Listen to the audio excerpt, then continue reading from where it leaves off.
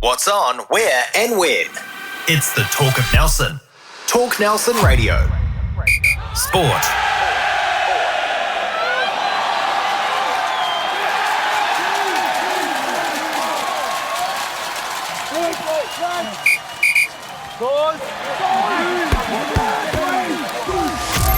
The Mako Rugby Roundup. Welcome to episode 2 of the Mako Rugby Roundup podcast, where we find out who the fanatics are in the top of the south when it comes to all things rugby. I'm Chris Butler, and my co-host, once again, the man himself, Les Edwards. Yeah, good morning, Chris, and just wonderful to be here with you talking rugby, my favourite sport of all. It's been a huge week. On the show today, we're going to be talking college rugby, senior men's and senior women's rugby, the Mako season. We've got a special guest, Mako co-coach Gray Cornelius. We're going to be talking All Blacks as well. But let's kick things off. Last week, the games that you watched, you had the NBS Women's Tasman Trophy final. Yeah, so that was my first game on a double header last Saturday. So went to Trafalgar Park, set up a live stream and was able to observe very closely this wonderful NBS Tasman Trophy final between Marist and Waimea Ladies. The game was superb. Typical Marist versus Waimea Old Boys type encounter. You know, for the last 4 years, any time teams have played from these two clubs, it invariably goes to extra time. And the same thing happened with the women's final. The scores were all locked up at 19 all after 80 minutes. They then had to play 10 minutes each way, which is a tough ask to play 100 minutes of rugby. And Marist, in their first season back in the competition, prevailed by 24 points to 19. Wow, that was such a close match. Oh, it was. And the standard was excellent. This augurs well, I think, for our Farah Palmer Cup team, which will be named shortly. The standard was superb. The forwards all played well. The backs put together, catch and pass and showed some real enterprise. But let's just compliment, first of all, Waimea on their performance. I mean, they have been a proven team, probably the best team over the last few seasons in women's rugby. And they were, again, excellent. Marist, a Cinderella story for them, come back into the competition and then win it in their first year. But it was one of those finals that could have gone either way, and it just so happened that Marist prevailed. I'm very happy for them, but I think the Waimea women can hold their heads very high. There was also a stuffed Tasman Trophy game, Central versus Marist. Yeah, and this was an important game for the Marist club, who were hosting Central on Trafalgar Park in the second of the double headers. Marist really needed to win this game to try and knock on the door of the final four. They're still there or thereabouts, but Central, they proved why they're the number one team in this year's stuffed Tasman Trophy.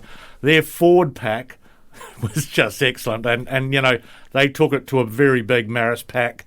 But if I was going to hand out best and fairest points, I reckon the whole of the Central forward pack deserved points from me. They were that good, led by their captain and coach and the Tasman Mako, Quinton McDonald. So just an excellent performance. It was a close game. The scoreline ended up Central 29, Marist 26, and it was very entertaining. The crowd loved it, big crowd at Trafalgar Park.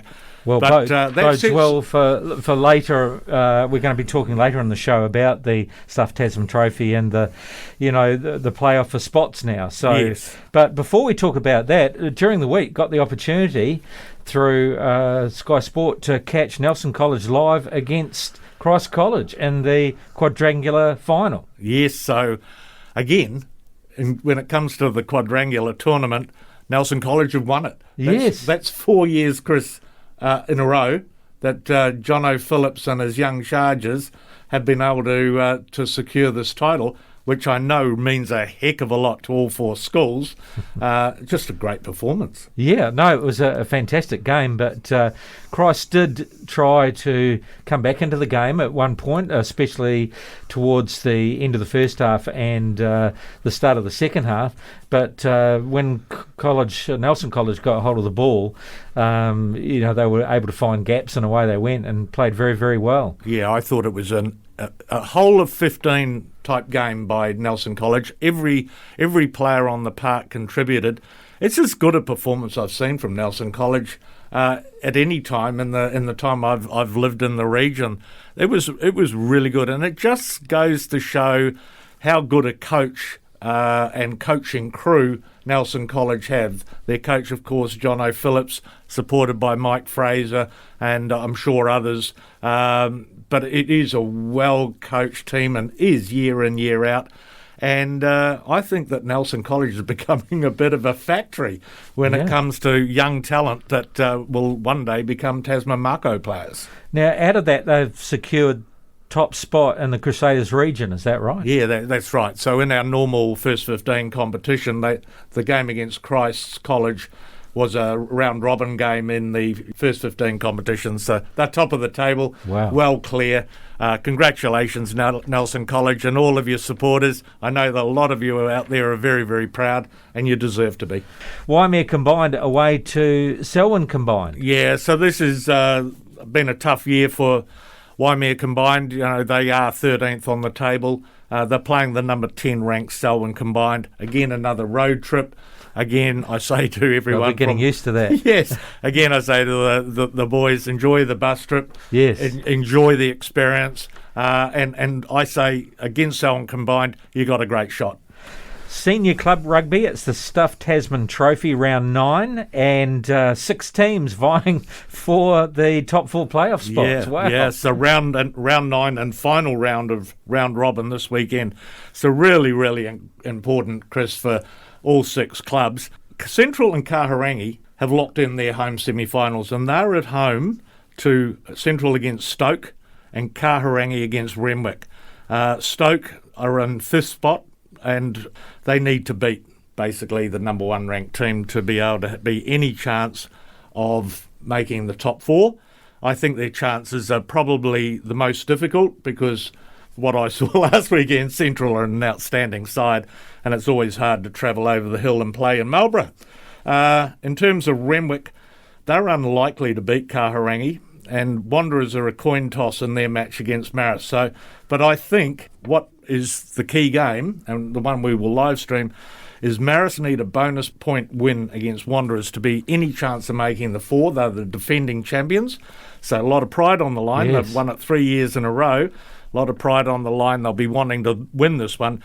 But Wanderers are very, very competent. And as I say, it's a coin toss, this game. You know, if I was a betting man, I'd say Wanderers in with a very good chance to keep their position in the top 4. You're at the Mako Rugby Roundup. He played senior club rugby for the Harlequins and for Marlborough Red Devils. He coached Marlborough Boys First 15 and has been part of the Mako coaching setup since 2019. It's Gray Cornelius, co-coach of the Tasman Mako, and Gray, with Central and Renwick vying for senior Tasman Trophy playoffs, there seems to be quite a resurgence of rugby in Marlborough. Things are looking pretty good. Yeah, good morning. It's awesome to see that, isn't it? Not so much, I don't know if resurgence is the right word. I think if you look at those two clubs, they've managed to keep a pretty good core of players together for the last few years, and probably haven't been as transient as other clubs in terms of their players and stuff. And I think that's helped them gel together as a team. And I also think that the work that a couple of guys in those respective clubs, so T. Paulo and Q Mac, Quinton McDonald, have done an awesome job with coaching and organising those groups. And I think it's the fruition of probably a few years together and a bit of hard work. So it's really good to see. And I guess the flip side to that is that over here we haven't managed to have Aotearoa and Mako be able to put a team together, which is a bit disappointing. And I know Waitawi have been struggling with numbers, so a bit of a mixed bag over here. We've still got our challenges, but it's awesome to see those two teams in the mix for sure. Yeah, Corny, it's Les here. I think it's terrific that we've got 2 teams out of the possible final 4 from Marlborough. It just means that the comp's a true trans-Tasman trophy, if you like. But I want to get into a little bit of the nitty-gritty of what's going on in Marlborough, because there's something in the water. And I know you've got a new Mako assistant coach in Hawani McDonald living in Blenheim, and obviously getting out and about the grounds and the clubs. How much of an impact is he having? Yeah, it's great to have Hawani on board. The good thing about Hawani too is, although he's Southland born and bred, he's a McDonald, so he's got some roots over here. I think McDonald's on half down, so I think if your last name's McDonald, you only need to be in town for 2 minutes and you're a local. So Yeah. He's got a lot of respect amongst the people here, and he's very approachable and kind of easygoing, and I think that has endeared him well to the rugby people over here. That kind of they like that sort of DNA, and he's very much a rugby man, and he's obviously been there and done that as a player at professional level and coach, but he's got a really good understanding of the importance of grassroots as well. So he's this year he's just finding his feet and getting to know people over this side of the hill, but he's only going to be from strength to strength. Yeah, I could imagine. Next year, yeah. Another big addition to rugby in Marlborough is a new high-performance gym at Lansdowne Park, which is pretty cool. Is that helping keep our local male and female players keen and excited for the game? Yeah, I think so. It's an awesome facility. It's a fair bit of hard work's gone into it. A few hours on the end of a paintbrush, and I think Dan Monaghan, who's the trainer and community guy over here, deserves a lot of credit for that. But it's a really cool facility down here at Lansdowne Park, and we just need to grow it now. We need to grow the numbers using it. We need to get a bit more of an excitement around it. Like I said at the start of the year to the players, there's no excuses now. You know, we've got a facility here and there's no reason why we can't produce really good athletes. And I think looking at some of the boys and how they're going this year that have been through that program, we can certainly see that they're reaping the benefits, and we just need to grow it. So we need to get out to the clubs a bit more and schools and bring it to life. So will you invite first 15 players from Marlborough boys into the environment? Yeah, we're pretty keen to get anybody who wants to be in there and use it. So, yeah, we're going to really drive that next year. This year has been sort of finding our feet and getting the facility up and running. So next year we want to really give it a good push.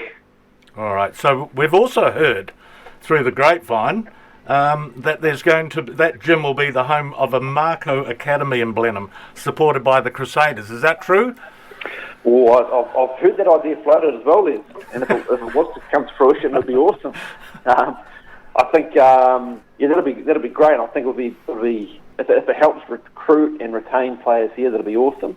But I think not sure if it'll be the one and only silver bullet. I think it'll be part of bigger puzzle, and we need to sort of have those measures within our clubs and our schools and that to keep boys here. And if this is a piece of the puzzle that helps keep them here, then that's awesome. So yeah, looking forward to that if it comes to fruition for sure. Yeah, well, I'm pretty certain, Corny, that it is going to come to fruition. I'm in an office next door to your CEO and my CEO, and I hear some things through the walls sometimes. But as you say, it's really going to help with keeping players in your region and in your clubs, which just has to help.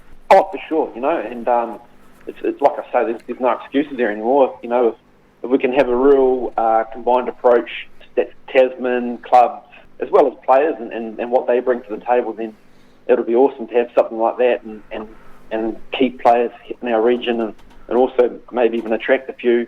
Yes, bolster the footy over here will be awesome. Yeah, well, you're lucky because there's two powerful brand names to attract players, the Mako and the Crusaders. So well done. There's a wider Mako training group, Corny, being named this Tuesday for the pre-season matches against Canterbury and Southland. Now, how important are these matches for your preparation? Oh, mate, they're super important, We used to have a game sort of mid-season, which we've gone away from, which is a bit of a shame, really, because we don't, some of the local guys don't get a chance to put on a Mako jersey and have an opportunity to show us what they've got. So we're going to be using that first pre-season game against Canterbury to do that. But we kind of have to balance that with the need of getting some of our Super Boys some footy and getting them match fit. But in terms of our preparation in particular, because we're a wee bit of a victim of our own success, we've got a lot of guys out playing Super Rugby and playing for Tonga and Fiji and the like that we sort of, in the New Zealand Māori. We don't get them back till quite late, so we've got a pretty quick turnaround to our competition. So using these games to get our momentum and a bit of rhythm is vital. Yeah, it's how it's been the last few years, so we're all good. Yeah, well, we've also seen that you can get a few injuries during a season, sure. And so having a conditioned and wider training group, if you like, for want of a better term, is really important to you, and you saw that last year. Oh, mate, and especially in today's climate with COVID, you just never know what's around the corner. And this year we have a midweek fixture too, so The competition is going to be tougher this year with everybody in it to win it. So having that depth and having those players to call upon is going to be vital, and that's where our development team and our under-19 team is going to be really important to us as well, making sure those guys get some quality footy so that they're ready to step up if need be. Gray, we spoke to your co-coach partner in crime, Dan Perrin. He was very complimentary, wasn't he, Les? Yes, he was. So I hope you've got some nice things to say about him. Yeah, got a few coffees lined up for him. It's all good. Yeah, that's right. So it sounds like it's been a long, successful association in the rugby ranks over the years. He told us he's going to be looking after the big men, which gives you the Mako attack back line. And haven't we had some fantastic players in that back line over the years? What's your expectations for this season? Yeah, you're right there. We've been pretty blessed. So the last few seasons, my job's been pretty easy, to be honest. But again, we're victims of our own success. We with a lot of guys, which is what we're all about, getting those guys opportunities at that next level. I think if you look at our attack the last few years, or even look at our whole game, both sides of the ball, we've been pretty successful under Goody and Shane Christie. So we're not going to have to reinvent the wheel too much. We're not going to change a hell of a lot. But as a coaching group, including Shane and Andrew, we've sat down and we've had a good yarn about how we can get better. And there's probably nothing really radical there or anything that might be that obvious, but there are little tweaks that we want to bring into our game that hopefully just make us a bit more dangerous on attack and get us at one place extra or one place further this year than we did last year. But it's really exciting. I'm pretty excited to see how some of these younger guys are going to go this year, particularly after a year of NPC and for some of them a year of Super now. So, guys like Tomasi Tavatavanaiwai and Willie Havili and Sam Molly and Anton Segner and those boys, they've had a season of Super now, so really excited to see how those guys step up in our campaign. Fantastic, great. Hey, look, we really appreciate the time that you've spent with us on the podcast. It's exciting times, and I know the players are starting to come back into camp now, and it's now just executing the plan and looking forward to the start of the season. Yeah, look, can't wait. Can't wait for it to happen. Good stuff. Really appreciate you on the show, and we wish you all the best of luck for the season. No, I appreciate your time. Thank you very much. Fins up, Corny. Okay, mate. See ya. Ray Cornelius, co-coach for the Tasman Mako. So, interesting to get his perspective on things. Yeah, very experienced coach and been around the players for, 3-4 years. They know him, they respect him. He's a good communicator. And what you said about he and Dan, I think the chemistry I observe is they're very, very close. They get on well. There's no friction there, no issues around who's doing what. I think it's a very, very good setup that we've got, and it augurs well for the season, that's for sure. Lovely to hear from him and about his plans. Absolutely. You're with the Mako Rugby Roundup, and we're talking All Black Rugby. And first of all, before we get into the All Black team for this weekend, the Māori All Black during the week. I mean, what a week of rugby. And who would have predicted that first half from the Māori? I looked at the Irish warming up at half time, and they just look bigger. They're a professional team. And I thought the Māori All Black pack looked smaller. But boy, oh boy, did they turn it on in the first half. Yes, it's Māori rugby at its best, isn't it? A bit of razzle-dazzle always goes a long way in a game of footy. And the Māori All Blacks have a storied history against international sides. I read a stat where that was their 18th win against an international side in 20 encounters. So that's terrific. But yeah, the game started out, Ireland looked very, very good. And then all of a sudden the pace right, of the back line that the Māori All Blacks had out there just tore them to shreds, really. And the game was won in that first half. I think Ireland might have won the second half, but who cares? Yeah, that's right. By then you were just rejoicing in the fact that we saw some terrific players. Sullivan at fullback, Connor Garden-Bishop on the left wing. These are young men who just are superstars of the future, that's for sure. What I love about these young men is they're so confident. They're just willing to back their ability. There's no shy. They might be shy young men, but there's no shyness on a rugby field with them, Chris? Yeah, absolutely. No, it was wonderful to watch. But a warning sign across the bows, the second half, the Irish did tighten things up, and they did win that second half, and especially used their forward pack quite well. So, I don't think it's going to be easy pickings on this weekend for the All Black squad. Look, we saw last year with the All Blacks, there's something soft about the front five, or the front three especially, and the props especially. So that's the biggest issue, as I see it, because the Irish front row is superb. Yeah. It's going to be a tough game. I would hope that John Plumtree is the forwards coach and Ian Foster is the head coach. They've really addressed technique, because if we can have a stable scrum, then I'm just loving the look of the All Black back three and the back line. Okay, controversy in selections. Foster has selected pretty much a traditional pack, very similar to last year. Now, that could have been affected by COVID, but there's been a lot of talk, especially on good old social media, about the pack that he has picked. The fact that Barrett's at 6. There was a mention of one of the props, I can't remember who. Carl Tuangakuafi, who's not going to go on the overseas tour at the end of the year, yet he's in the 23. So controversies everywhere. The biggest one for me is number 6, Scott Barrett. I thought Dalton Papa'i'i was a no-brainer to start in this side. I saw him play against Crusaders down in Christchurch this year, and he's a big boy, he's a fast man, he's a good rugby player, and I just thought they'd find a spot for him at 6. But they've gone with Scott Barrett, so he's just got to be careful. He's a good rugby player, but he's just got to be careful he doesn't get red carded, which has been part of his play in the last couple of seasons. Brodie Retallick. To be honest, since he's come back from Japan and he was put straight back into All Black rugby, I just don't think he's been his best. Yeah. And yet they have selected him, so they must rate the guy because I don't see that he's had a lot of rugby, but I don't know. Is it that they keep picking you until you have an absolute shocker? Or how does that work? Well, I don't know how it works, but I do know that Sam Whitelock and Brodie Retallick have been our starting locks for a long time, and I guess that the selectors trust them.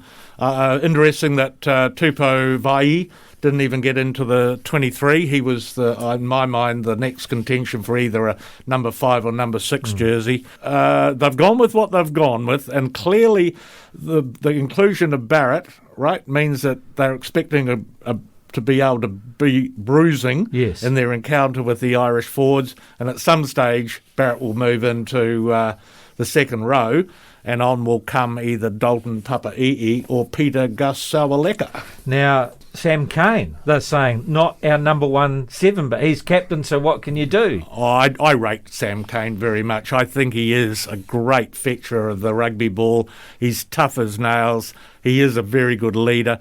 No, I think Sam deserves to be the 7. I just think that it was the 6th position where there could have been a tweak. But look, in the back line, couple of Mako players and a test debut for Leicester. Whainganuku. Yeah, no, that's fabulous news. And I don't have too many problems with the back line, apart from the controversy at number 10. But before we talk about that, we have to say congratulations to Leicester. His family must be absolutely wrapped in, and great to have Sevu back. Yeah, they're up in Auckland getting ready to watch Leicester's debut. And interestingly, his brother Tima is going to have a test for Tonga. So awesome. Yeah, great moments for the Whainganuku family. And Sevu Reece, of course, he's just a cheeky, wonderful rugby player. We're going to miss them. We're going to miss them a lot because remembering this team doesn't have Will Jordan and David Havili in it either. So, 4 very good Mako players. But to my way of thinking, with the 10 jersey, I think they've taken the right option for this first test. So Beauden Barrett has got into good form except for the final, right, against the Crusaders. He was in pretty good form. He's imperious sometimes in the way he plays the game. Richie Mo'unga, to me, could be an absolute game breaker when it gets to the 20 minutes to go mark.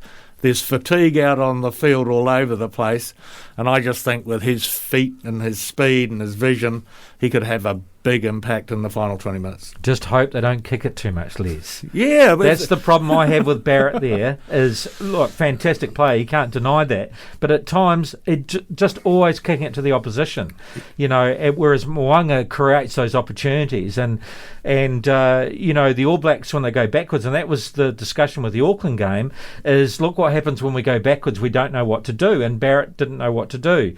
But with some flair from Mo'unga, who can actually turn a game on its head, there you go, the proof will be in the pudding, but I think that's what a lot of people are saying. Mo'unga should be there because he's the informed number 10. Yeah, so if you look at all of these positions we've discussed, yes, you can see that it's in Foster's makeup to be more conservative than daring. Yes. Is that right?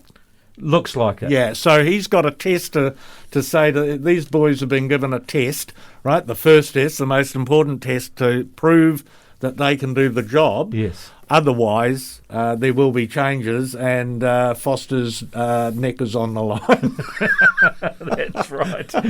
Well, we look forward to it, that's for sure. Just a quick update on the Tasman Mako. So some games not too far away, or about a month away. Yeah, it's a month to go. Oh, by the way, the Farah Palmer Cup will start before then, and next week we're going to interview the Tasman Mako Farah Palmer Cup coach, Mel Bosman. So Awesome. She'll be our guest next week, and we'll talk more about that campaign. But yeah, for the men, tickets are available for the games against Southland on 7th of August and Canterbury on the 26th of August in Blenheim, and then we follow it up with 3 games in September against Wellington, Taranaki and Northland. Tickets are available, Chris, on mako.nz, www.mako.nz. Just click on the box there, 2022 draws, and you'll find the ticketing links. Awesome. Well, that wraps things up. Les, thanks very much once again. It's been a pleasure, and we look forward to our guest next week for the women's coach for the Farah Palmer Cup. Looking forward to finding out the final 4 in the Stuffed Tasman Trophy. I think that will be a terrific weekend this weekend to watch those 6 teams run around, and also, of course, we'll be able to discuss and dissect the All Black performance against Ireland. All right, well, my thanks to Gray Cornelius, co-coach of the Tasman Mako, and of course you, Les, thanks very much once again. You can hear this podcast on talknelson.co.nz and on the Facebook page, and also it'll be played on Fresh FM 9pm Friday nights.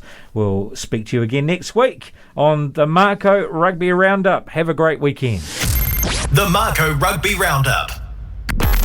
It's the talk of Nelson. Talk Nelson Radio.